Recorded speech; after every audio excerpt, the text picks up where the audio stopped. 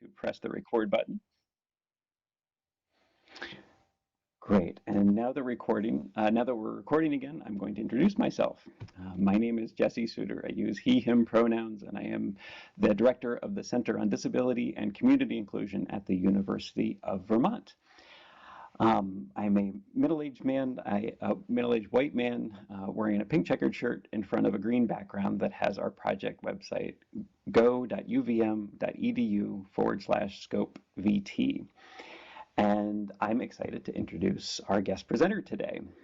So Jennifer, I didn't ask you about this, but I was going to read a little bit of the bio from your website. Is that okay? This is an opportunity for you to say no. That's fine. Go ahead. Okay. I'm excited because Jennifer is a colleague in the College of Education and Social Services, and back when we used to do things like go to the office more often, we work in the same building. I'm really pleased that you agreed to present today. Jennifer, and please correct anything that's not updated on our website, but is the team lead for the Kin, Foster, and Adoptive Families Training Team with the Vermont Child Welfare Training Partnership. In this role, you oversee an evidence and competency-based training curriculum for foster, kin, and adoptive caregivers across the state, and provide support to kin, foster, and adoptive families and the training coordinators. Jennifer, thank you so much for agreeing to present this topic today. I'm going to turn it over to you, but at any point, let us know if you've got any questions or any needs. Great. Good afternoon, everyone. I'm Jennifer Jorgensen. I am a middle-aged white woman with short brown hair, and I have glasses on, and I don't even know how to describe my jacket. It's color blocked with all sorts of primary colors, and I'm sitting in a borrowed office with a lovely office space wall behind me. I'm so glad to be with all of you. I won't tell you any more about myself other than what Jesse has shared with you. Eager to get started and move into the content today. So feel free to go ahead and progress there, Jesse. So here are the 4 objectives that I am hopeful that we will leave our short time together with you feeling like we have at least begun to do. Examining the developmental impact of adverse childhood experiences, understanding the impact of trauma on both caregiver and child relationships, as well as impact on attachment. We will briefly review the Resource Parent curriculum, which also includes trauma-informed parenting skills. And you will learn about evidence-based screening tools for developmental trauma. Please progress. Thanks. Here are some of the professional organizations and guidelines for childhood trauma that a lot of research and current data and resources can be found at, NCTSN being my favorite, the National Child Traumatic Stress Network, SAMHSA, Center for Youth and Wellness, the American Academy of Pediatrics, and the U.S. Department of Health and Human Services. As far as SAMHSA, to go back, Substance Abuse and Mental Health Services Administration. So all really great resources. And as we get to the end of our time today, Jesse will be sharing with you a resource sheet that I put together with links to websites and additional resources from these and other organizations. Next.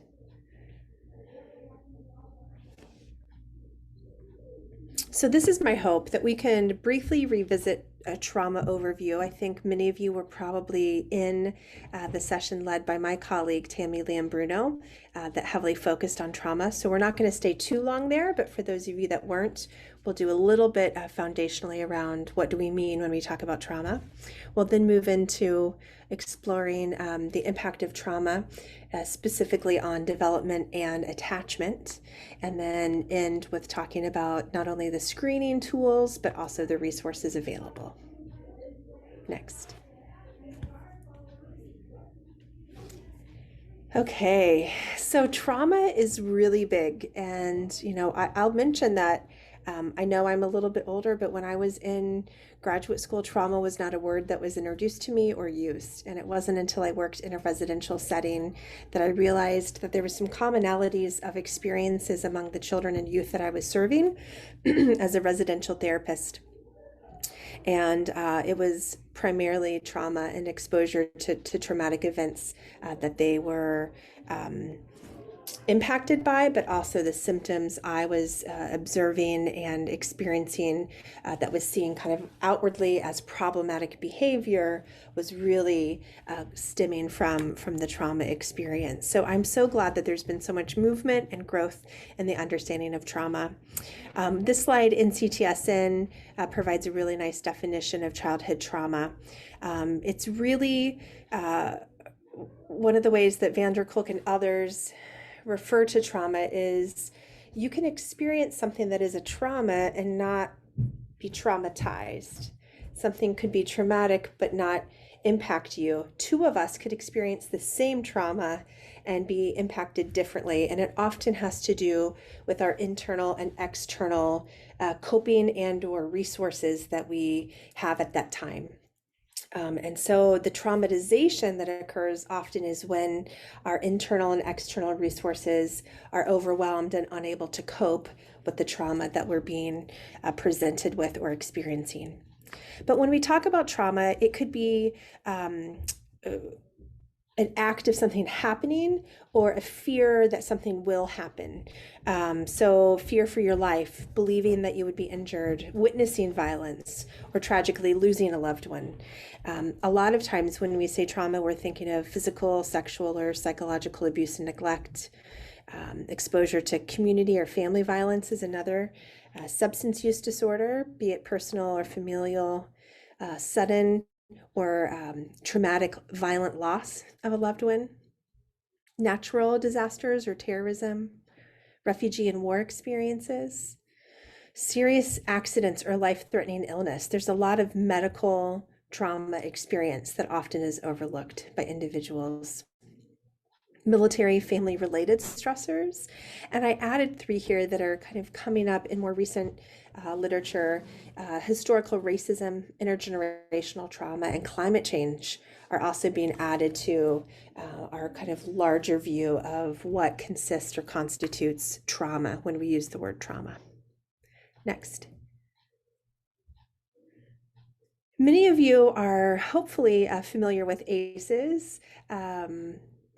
You can go ahead and raise your hand virtually with a thumbs up with your reactions if you've heard of ACEs or your real hand. But I would love, so a lot of us are familiar with the concept of these adverse childhood experiences, right? And again, until maybe 10, 15 years ago, it wasn't something that I had heard of in my work. And so thankful for this research that came out of the Kaiser Permanente study, really taking a look at the long-term and short-term impacts of exposure to early childhood adversities.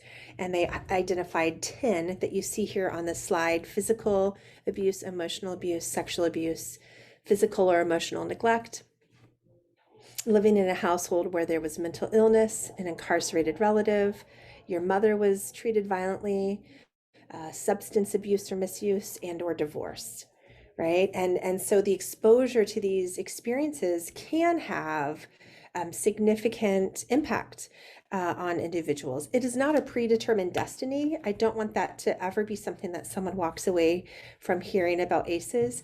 It increases your risk. So similar to my grandmother had heart disease, my mother has heart disease. It doesn't mean I will have heart disease, but I'm at greater risk of having heart disease. And that awareness and knowledge of that can allow me to access some interventions and make some, take some action and take some steps to actually do some kind of work that can combat those risks, right? Or mitigate those risks. Next slide, please. We're going to watch a brief video here that takes a look at ACEs, but in a different way. It's not going to dive deep into the study of the 17,000 that kind of brought to us this really rich data and information around the impact, but it's taken a look at some of the developmental impact and that exposure to trauma, how it impacts the brain and brain development. So in this video, it'll talk about the stress hormones that are produced during trauma, how they interfere with development of higher functions of brain. And I just want you to be thinking about perhaps a child or youth that you currently are working with or recently have worked with, that this might be something that's happening for them.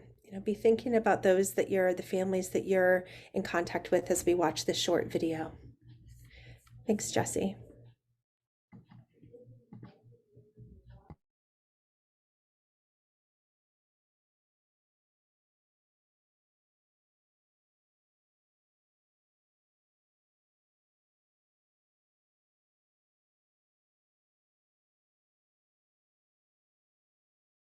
Trauma also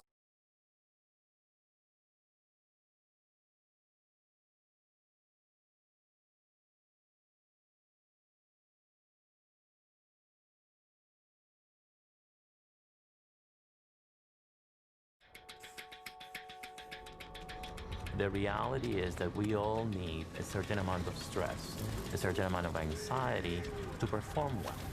If we don't care about that exam that we're going to have tomorrow, we'll probably fail. If we're going to cross the street and a truck is coming at us, we have release of adrenaline. We have release of a hormone that we call cortisol. We want to jump out of there, and adrenaline and cortisol are going to help us do that. So there's that good amount of stress. But if all day long you're feeling like a truck is coming at you, day after day after day, that's going to take a toll on the body. And the amygdala obviously here has greater activation. Yes. In the PTSD. We were able to image children that had experienced trauma and compare those brain images with children that didn't have an experience of trauma and didn't have symptoms.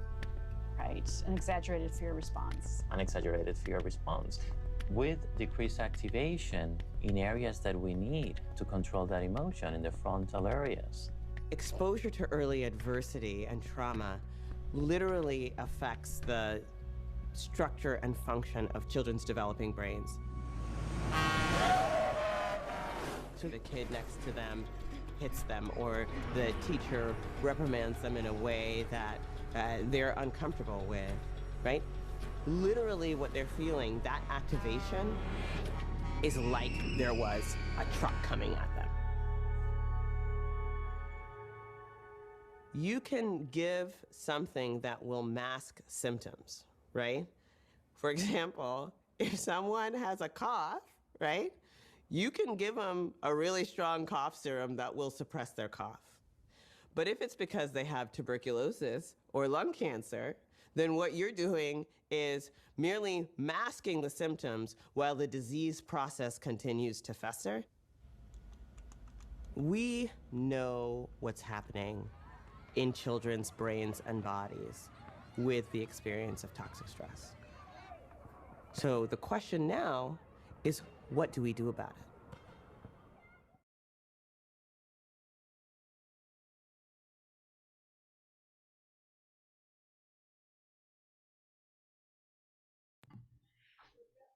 As we go back to the slides, I'd like you to think about, a child that sometimes in the past or even currently you've thought they go from 0 to 100 really quickly. And it might even be an adult or young adult that you're working with that you think, wow, that was surprising how quickly they went from 0 to 60 or 0 to 100. And part of what this video, I think, does a really nice job illustrating is that they aren't going from 0 to 100. They're really moving from 0 to from 75 to 100. They're typically staying at this high alert, highly elevated place, and they're not returning to kind of that homeostasis. And so to us, it appears as though they're going from 0 to 100, but they aren't.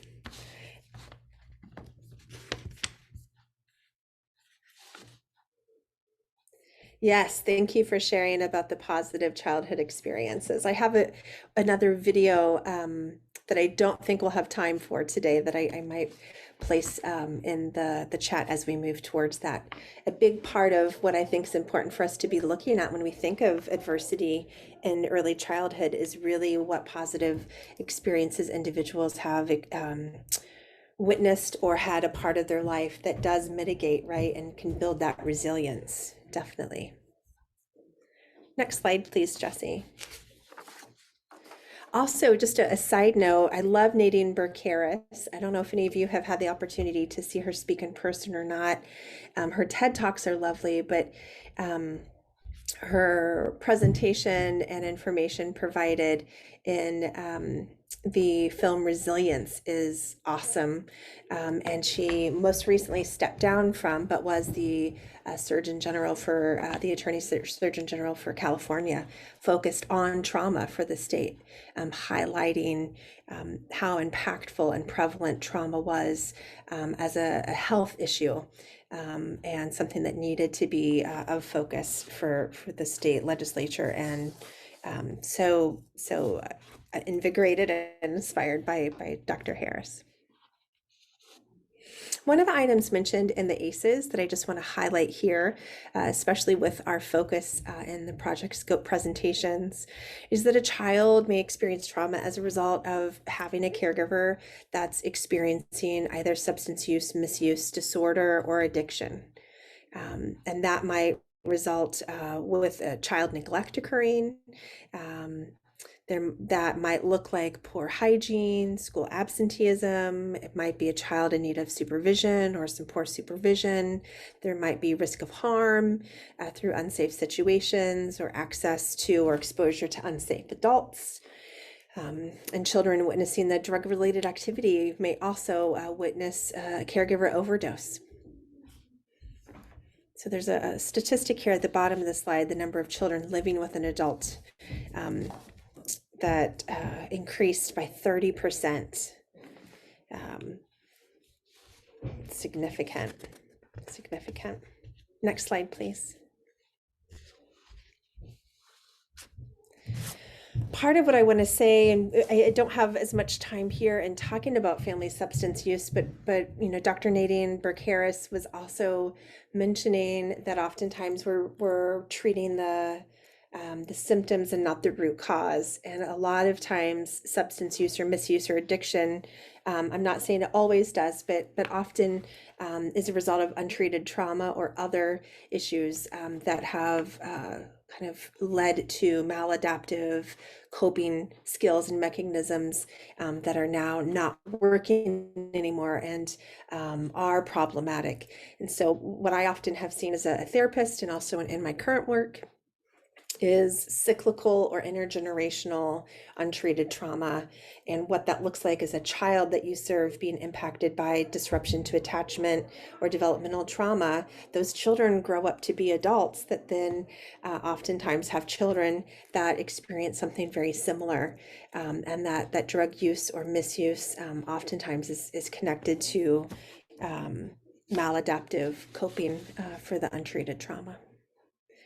I previously mentioned historical trauma as one of the newer concepts that's come into the area of defining trauma.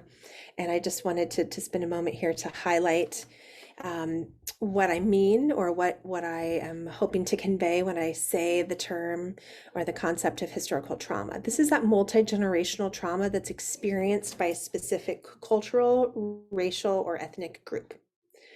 It may include populations which experience oppression, such as slavery, forced migration, Holocaust, colonization of Native Americans or indigenous peoples.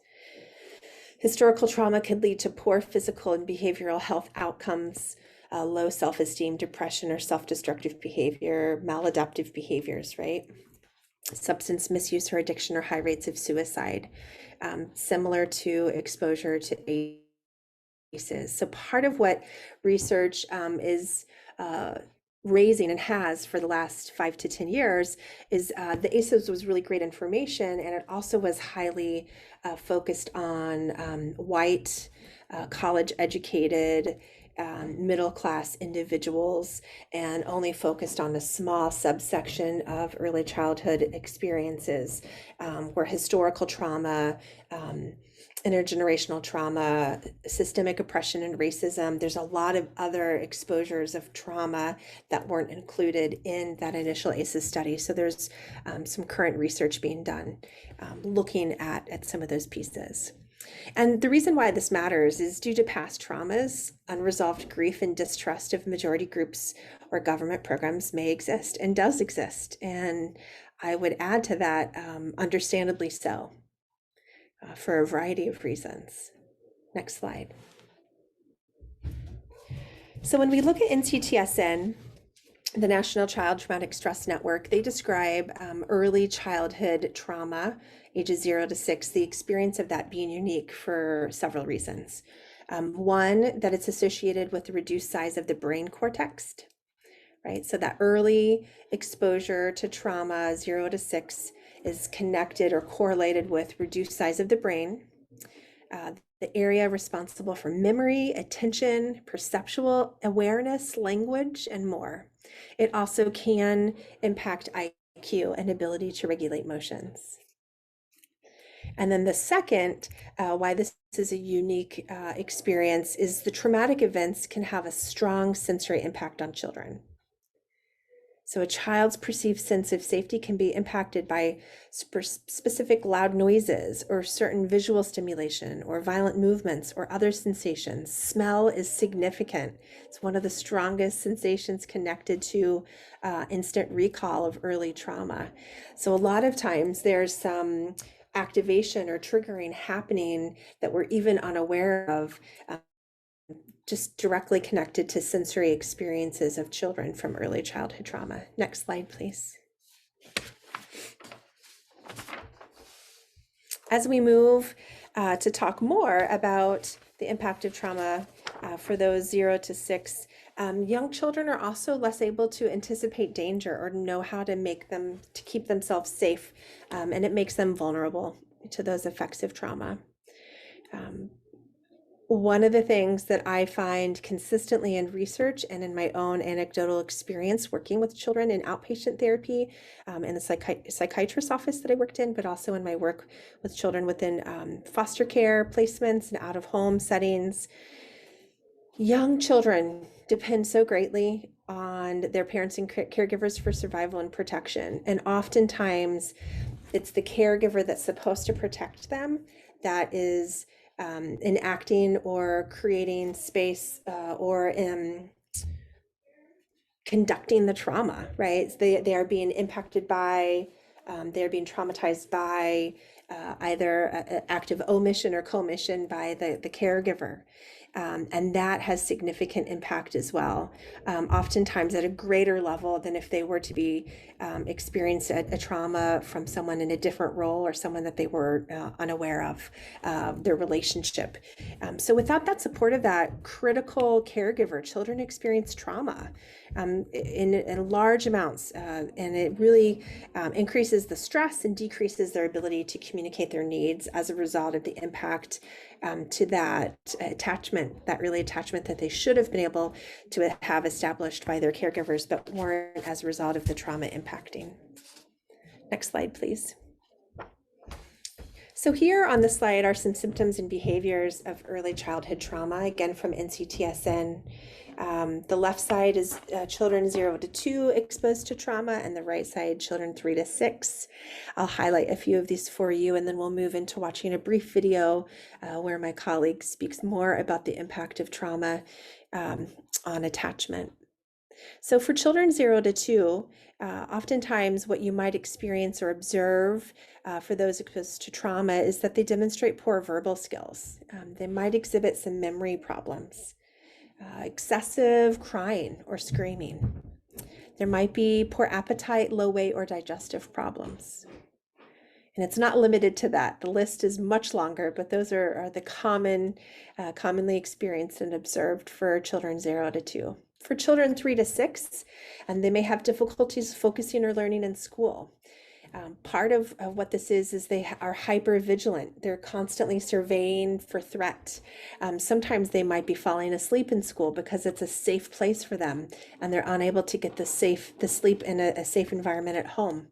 And so it might look as though they're daydreaming or not paying attention, but it's really a consistent symptom related to their exposure to trauma or violence at home.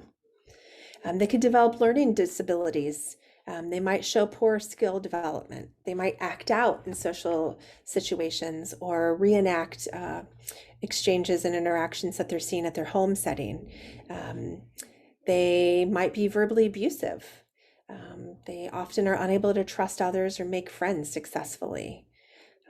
Oftentimes, the children of this age feel they're to blame for the traumatic event, and as a result lack self-confidence. And there's oftentimes an experience of somatic symptoms, stomach aches and headaches, and pretty consistent or chronic visits to the nurse's office as well. Next slide.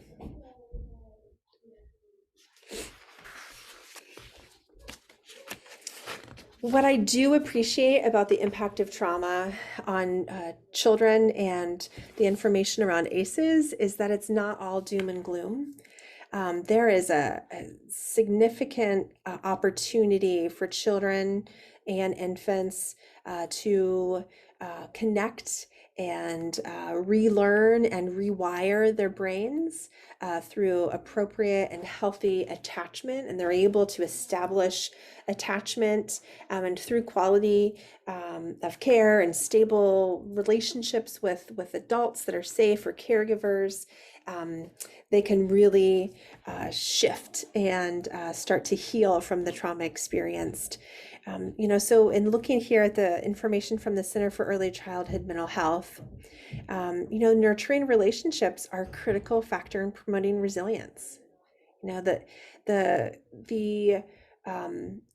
core of the foundation for later developmental outcomes being reached or met really relies on that stable quality attachment and relationship early on with their caregiver. And that can impact their ability or how they, as a child, infant, or younger child, regulate stress. And so we will move into watching a short video about attachment. My colleague Amy Belowski-Branch here is going to talk with us about healthy attachment, but also what that looks like when there isn't healthy attachment and how that impacts the child. So I will mute myself so that you can share this brief video, Jesse. Thanks.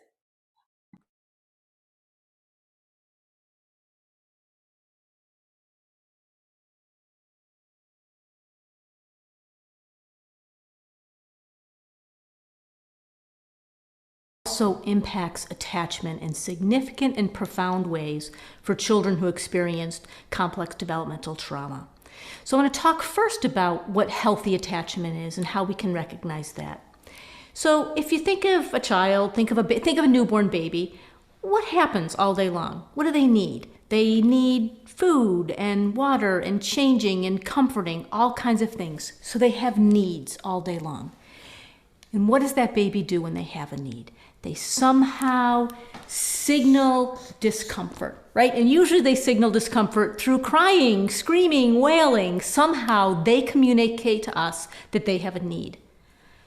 So what do? We try and figure out how to satisfy that need. So what we do is we pick them up, we feed them, we hold them, we rock them, we do something to satisfy their need.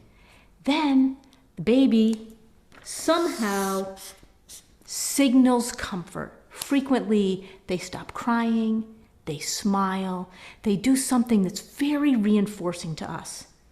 And then what happens? They have another need, right? And this cycle happens over and over and over again, multiple times in the course of a baby's life, right? They have a need, they signal discomfort, we attempt to satisfy that need, and then they somehow signal comfort. So if this happens most of the time, no one can get it all the time. The best parent in the world will not get this 100% of the time. But if most of the time you're attempting to satisfy their need, most of the time you're doing that, They'll signal comfort, which is a great reinforcing piece, right? There's nothing like a baby smiling at you. And that's really reinforcing because the job of parenting is really difficult. So that smile is our reward. So you've done this over and over and over again. And what happens to that child? That child develops a sense of security, a sense of trust, a sense of attachment and connection to you, a sense of self-regulation. They've learned how to calm themselves because you've taught them how to calm themselves. And they also learn this thing called object constancy. And what that means is that it's like they have you inside them. So they begin to know what reactions you'll have to them, and they feel connected to you even if they're not in the room with you. So these are all the things that happen in a good, healthy, typical attachment. So what happens in an unhealthy attachment scenario? So in an unhealthy attachment scenario, children still have needs, right? They're still hungry, thirsty, uncomfortable, sick, so they still have a need. They still somehow signal that discomfort, probably through crying. And here's where things shift, right? Sometimes their needs are satisfied, and sometimes their needs are not satisfied. You know, even in a family where there's significant abuse happening, there are periods of time where those caregivers are satisfying their child's needs, and in fact are probably being really amazing parents for periods of time. But they're missing it. They're missing it enough times. So if they're not able to satisfy their child's needs most of the time, sometimes the child will start to signal comfort. Sometimes children won't be signaling comfort at all. You'll run into children who've experienced this and have not had their needs met on a regular basis. They stop crying, right? They realize that if they cry, no one's going to comfort them. So these kids have a cycle that's really different than child who has a healthy attachment. And if this happens most of the time for kids, kids develop a sense of mistrust, fear, shame, anxiety, dysregulation. They haven't figured out how to calm themselves. And they have a disrupted mental blueprint. And what that means is the world doesn't make sense to them, right? They have a need, and they don't know if their need's going to get met or not. So this scenario can be really challenging. And these are many of the kids that come into our homes have experienced this. So their foundation, these feelings, these experiences are their foundation. So they're going to react to you when you're just doing your normal parenting job. They're going to come at you from a place of mistrust, fear, shame, anxiety. This is where they're going to be. So our job is to help heal this piece. And the way we heal this piece, the way we help these kids is this. We do this cycle with our kids. So if they're 3 or 8 or 17 years old, we are doing this piece. They demonstrate that they're uncomfortable. We figure out a way to satisfy their need. They show us comfort. We continue to support them. And over time, if we repeat this cycle, they'll start to form a sense of security, trust, attachment, self-regulation, and object constancy with us. Just hang on. Thanks, Jesse.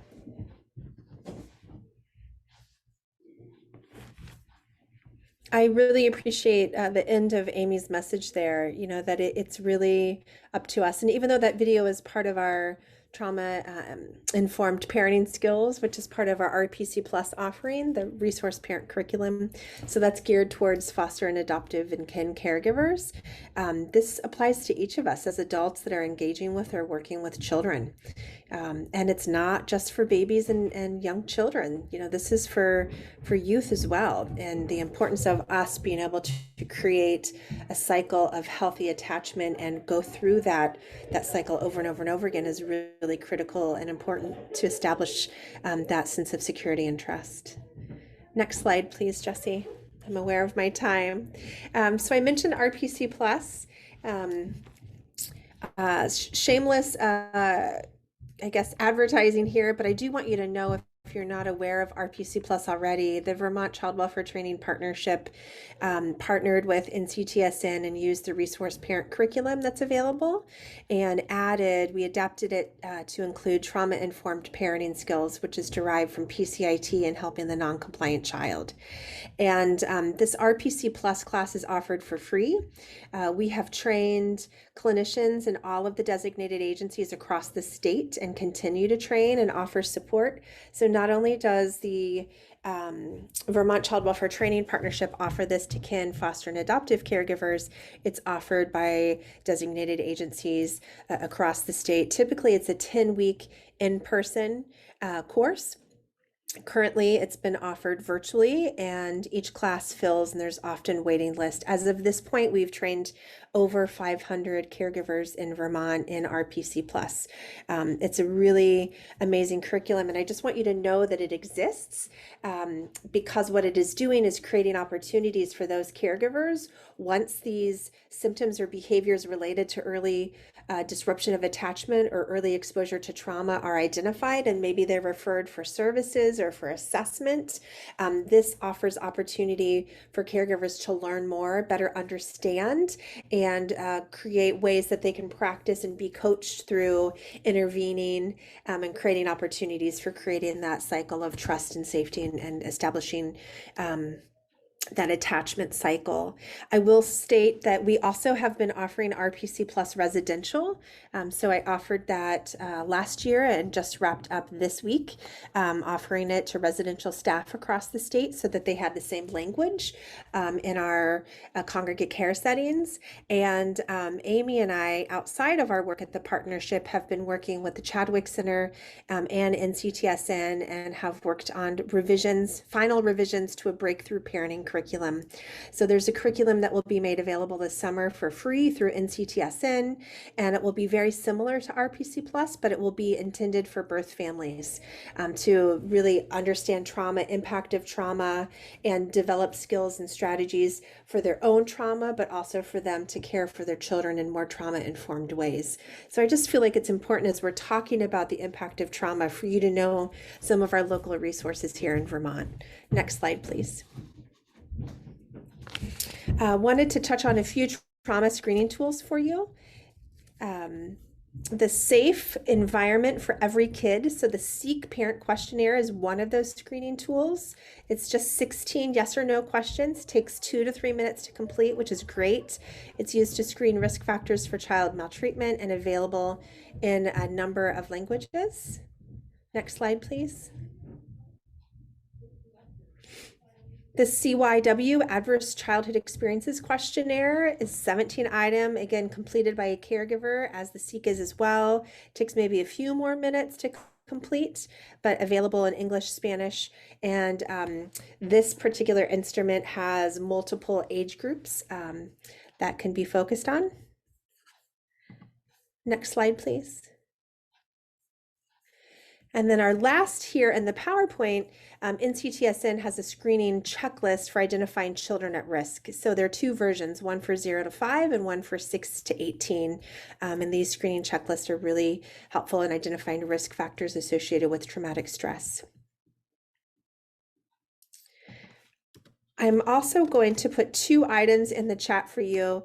The first is the positive experiences video that I don't have time to share with you, but I had wanted to, and follow up to our conversation around the impact on attachment. The second is Cincinnati Children's Hospital also has something called the Childhood Trust Events Survey, which is a really nice screening tool. It's not necessarily standardized, but it's one that I've used previously in an outpatient setting. And the link is there if you'd like to explore that more. I know this is a whirlwind of me talking at you, and I love that you have the opportunity to have a case presented and dialogue about that. My email address is here. I also will put it in the chat. I would just ask that after today, if you have additional questions either about RPC Plus or some of the resources that we provide, or have questions or feedback from me directly, I encourage you to contact me.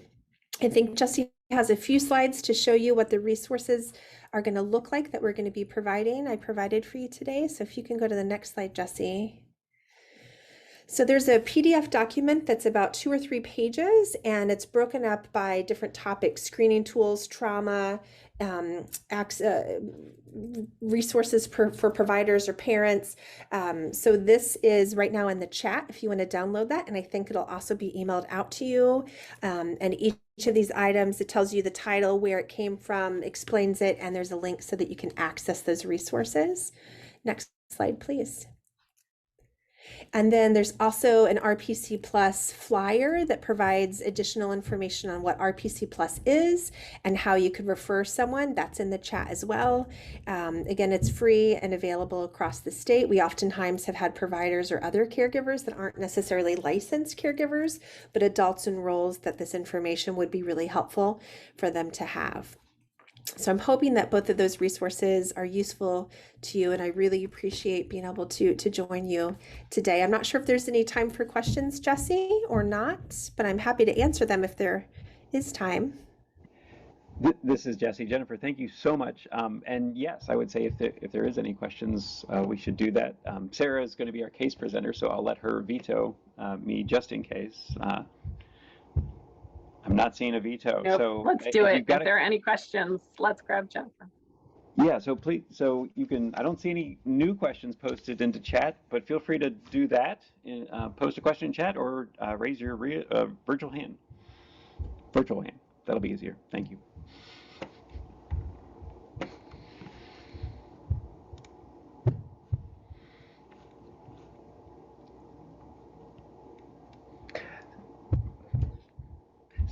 Jennifer, so far it just looks like a few people had to run at the end of their lunch period. That's understandable. And I just want to, again, reiterate, if you're like me, I oftentimes think of something later. And if you have a question or feedback for me, please don't hesitate to reach out. I wish I could be with you for the case presentation and discussion. I'm here in Rutland doing a case review with Family Services Division, so I won't be able to join you, but I appreciate being able to join you for this short period of time today. And Jennifer, it does look like there was, so Mary Coogan was saying it would be great to use this curriculum, I think the RPC Plus, with staff in the family court system. That would be great. Yeah, I mean, I think part of what I'd love to continue to explore, we're limited at the partnership and who we can serve based on our federal funding, but we continue to explore alternative ways so that we can have the message broader. It needs to be the larger child welfare system, which to me includes school systems, it includes court systems, it includes birth parents, residential staff, foster parents. So I love that suggestion.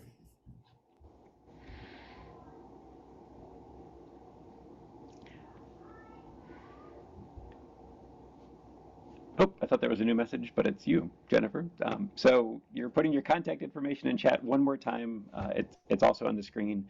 The handouts are already on our website. I know there was a lot of links and resources that you provided. So in addition to the handouts, the separate handouts will also have these slides will be available on our website with the links and the videos and all of that are already available.